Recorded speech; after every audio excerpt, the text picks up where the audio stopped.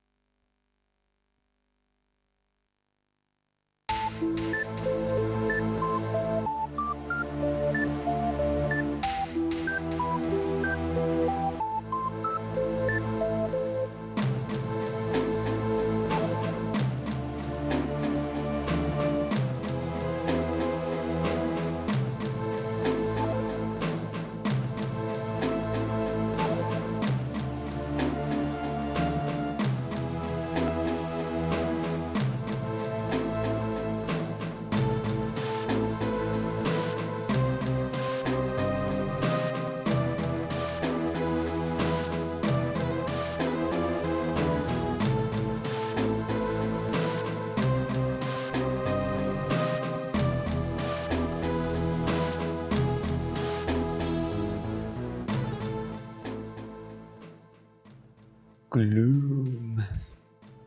Hey, look at all those options. See, there's even a 2-player option in this game, and I think it uses split screen mode, which is a nice touch.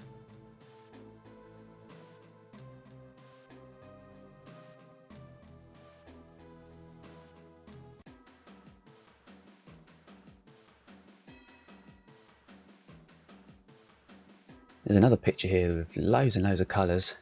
Even though the Amiga CD32 isn't that powerful, there are just tiny moments where you look at something and think, oh, that's definitely better than 16-bit machines. So this is the loading screen.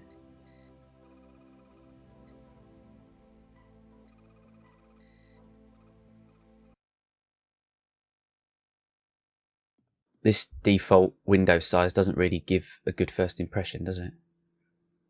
But you do have lots of options. But really what I want the screen as big as it can be, and I want the detail as high as it can be.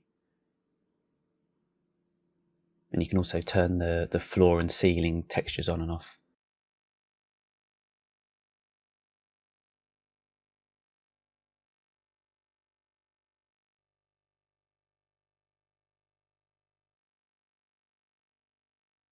I'll play it in the highest detail possible, but it does make the game slow down a lot more. And as you can see, even then, it doesn't look amazing, does it?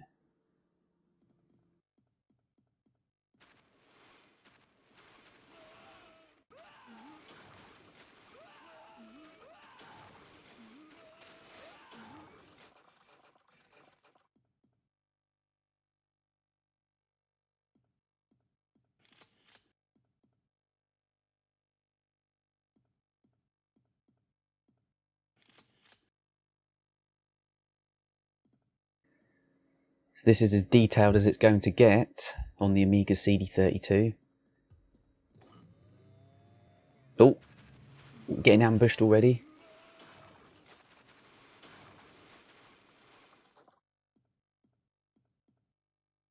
Actually, this doesn't look too bad. Even at a distance, the enemies do stand out. I read that they made an effort to make the enemies stand out. so the enemies are a different colour to the wall textures.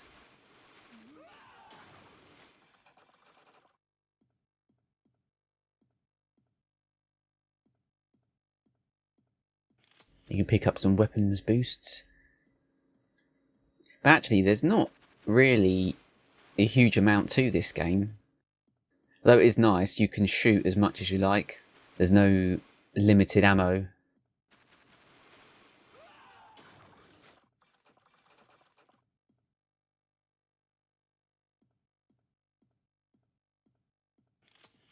I thought that was a shield then, but that's just a body part. You can shoot as much as you like, and in these first early levels, quite a lot of the levels are just narrow corridors, so you can just fire at will.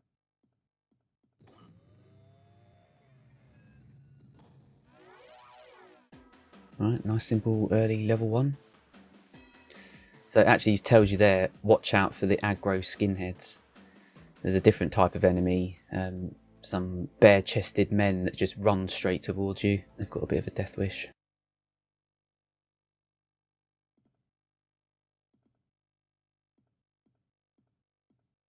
See, look at this level, it's just like a narrow corridor, really. It is nice that I'm playing this on an Amiga CD32 because the controller lends itself quite well to strafing, because it does have 2 shoulder buttons. So that's quite nice, but you can play this with a keyboard and mouse. Even though it's an Amiga CD32 game, it's not exclusive. Really, it's an Amiga game, and the Amiga CD32 is a console that plays Amiga games. Which is why you saw so many options at the start, I think, because console games tended not to have so many options, but computer games often did, based on the different specs that you could have, based on the different models that you could have.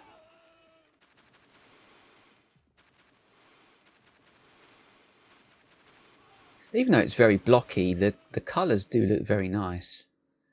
This isn't a bad looking game by any means. Although there's a few things that are sort of missing from it. You might have noticed that you can't see a gun in your character's hands. You're just shooting balls.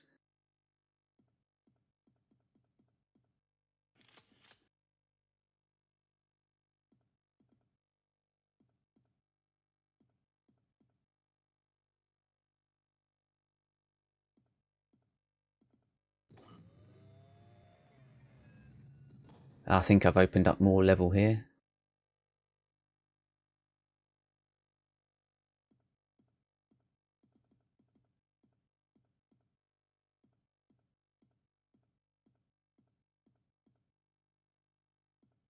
Oh, I'm getting hit by someone. Whoa, where did all those guys come from? Actually, it is a nice touch that they explode into body parts like that. But I chose the option where the body parts stay on the floor, which might cause it to slow down even more than it might have done.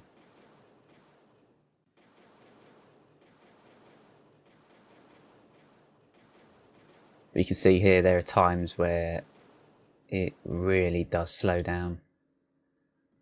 And I don't mean it actually gets slower, I just mean that the update rate, the frame rate drops down. And it really does drop down at times.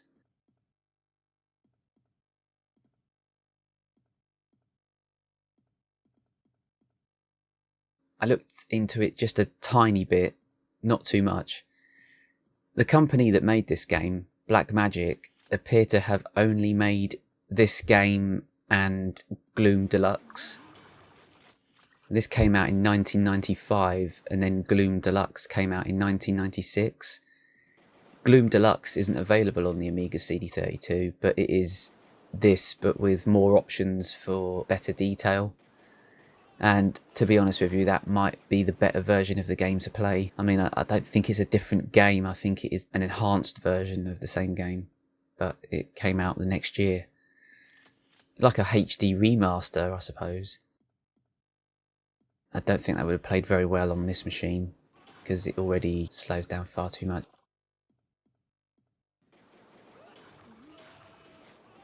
Look at all this action. A mega weapon boost.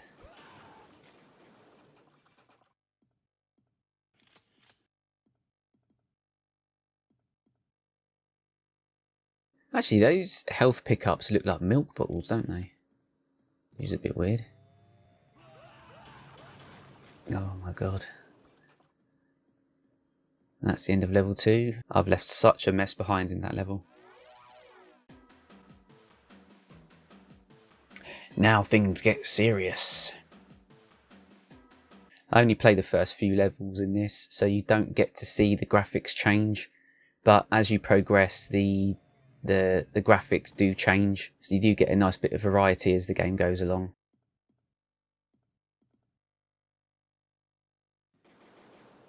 There are first-person shooters on the Super Nintendo and the Mega Drive, but they don't really look as good as this, do they? There's that Zero Tolerance on the Mega Drive, and you've got the Super Nintendo version of Doom.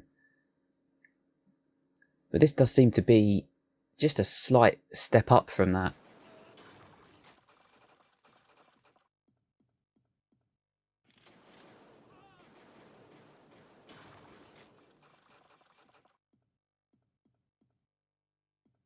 There is a bit of a problem sometimes where you're getting shot, but you can't tell where the enemy is, because you don't get, like with modern first-person shooter games, you do sort of get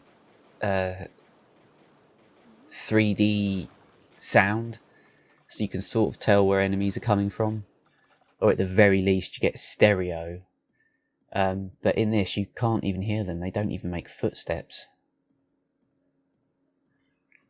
And actually that is something that's a bit of a general weakness for this game, because there's very few sounds and there's absolutely no music.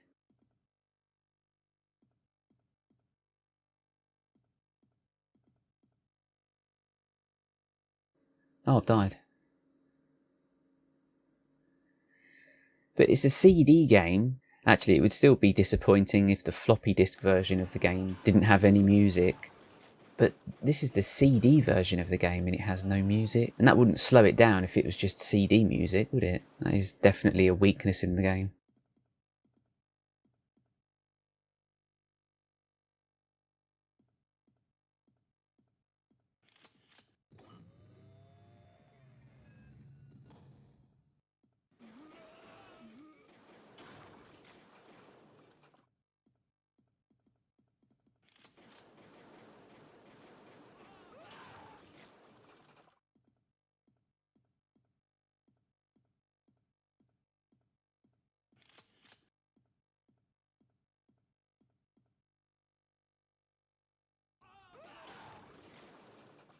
That guy was right next to me and I didn't even hear him.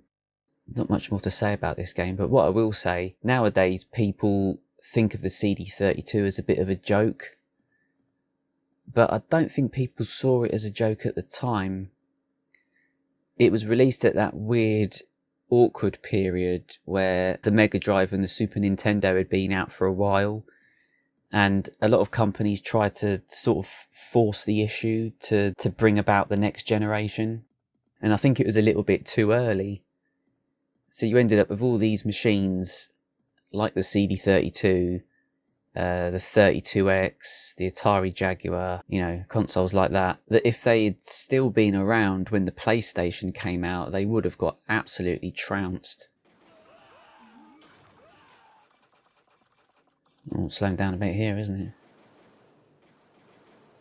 Oh wow, there's a bit too much going on here. You can't really see the guys in the distance there, but you can sort of tell when you've killed them.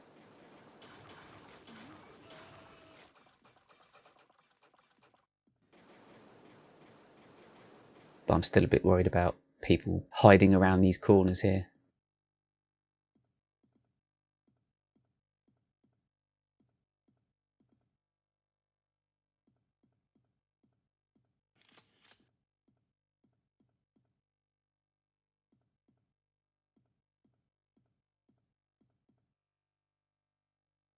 Oh yeah, there we go.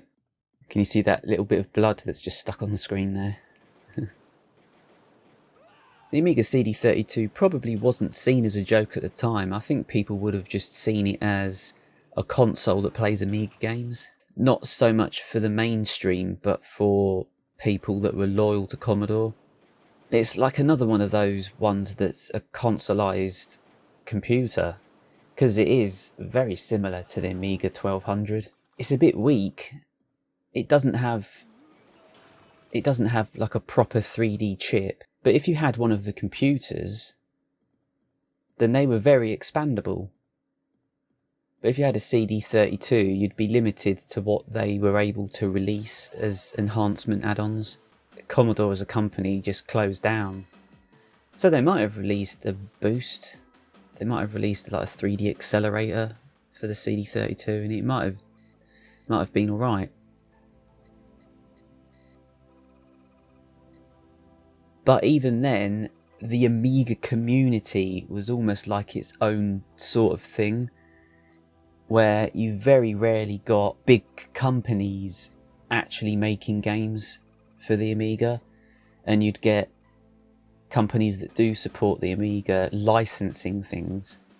So instead of Capcom making Street Fighter 2 for the Amiga, you'd get US Gold licensing it and just doing a shoddy version of it, and then you'd get very small teams like Team 17 releasing lots of exclusive games on the Amiga, like Alien Breed and Super Frog and things like that. So it's just like it was like its own little world, and you know, it might have got lots of support for a very long time, and it would have got games like this instead of big hitters like Doom. Actually, there was talk at one point of Sonic the Hedgehog being ported to home computers, but if that would have happened, I think it would have been a very shoddy version of the game, to be honest, especially on the 8-bit computers.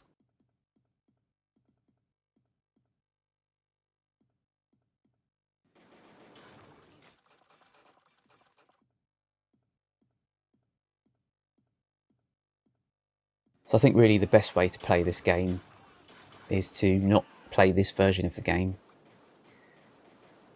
Just get an emulator, get Gloom Deluxe, and put your settings as high as they can go.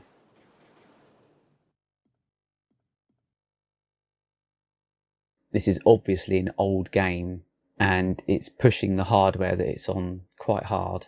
It looks a bit rough today, obviously, but I think at the time, if you was an Amiga owner at the time and you was really looking for some first-person shooters, then this would have fit the bill quite nicely. I think people would have been really happy with this.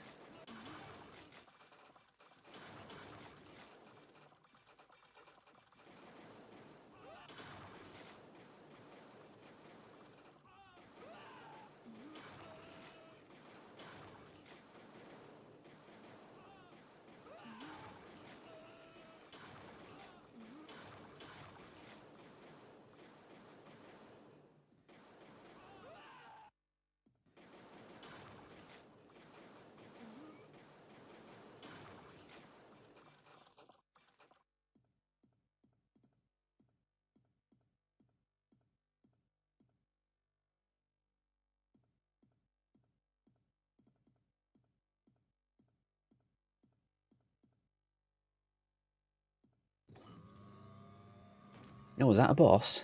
They always ambush you, don't they?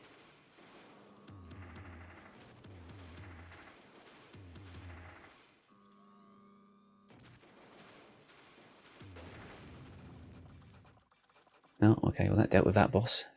Alright, well this video has been going on for a very long time now, so I'm going to cut it short, and I'm going to say that's the end of the video, and thank you for watching.